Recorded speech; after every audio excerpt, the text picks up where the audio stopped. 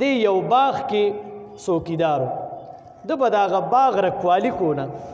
یو ورځ د دغه باغبان د مالک او آقا ملمانه رالل دی مبارک ته وایي لاړ شه یو خوږ انار راوړه د باغ نه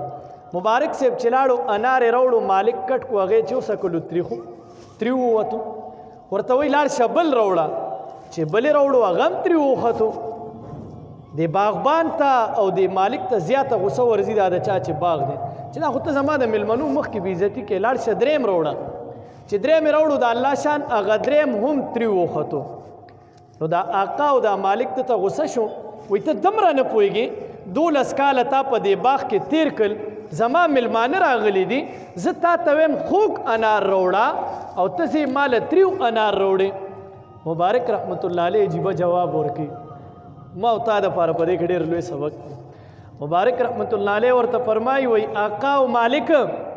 تا زه د دې باغ په حفاظت باندې مامور کړی یم د باغ حفاظت دپاره د نوکر ساتلی یم نه که تا زه دې دپاره ساتلی یم چې کوم بوټي کې انار خوږ دی او کوم کې تریو دی 12 کاله وشو ما ستا په دې باغ کې لا د انار دانه نه ده څکلې سبحان الله څومره لویه خبره ده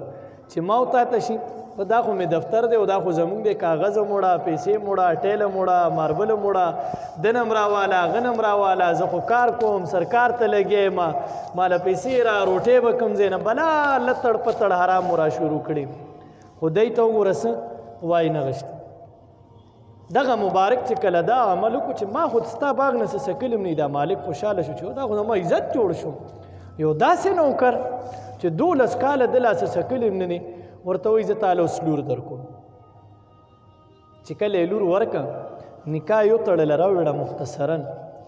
د نکاح نه بعد د دې خپل مالک دې لور ته وایي کومه چې د ده بیبي شوه وایي 40 ورځو پورې به ته خپلې مور کره نه ځې خپل مور پلار کره به نه ځې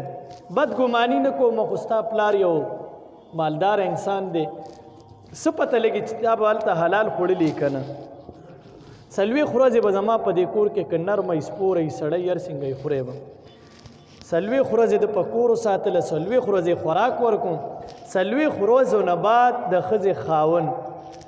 کومه چې د شریعت مطابق د واده شپه 40 ورځې بعد دی شب زفاف منو کوم د هغې نه چې ورته الله کوم فرزند ورکوم هغه فرزند عبدالله بن مبارک رحمت الله علیه نو اوس ګوره د حلال رزق څومره لوی برکت شو نو یو مونږ خو به حلال رزق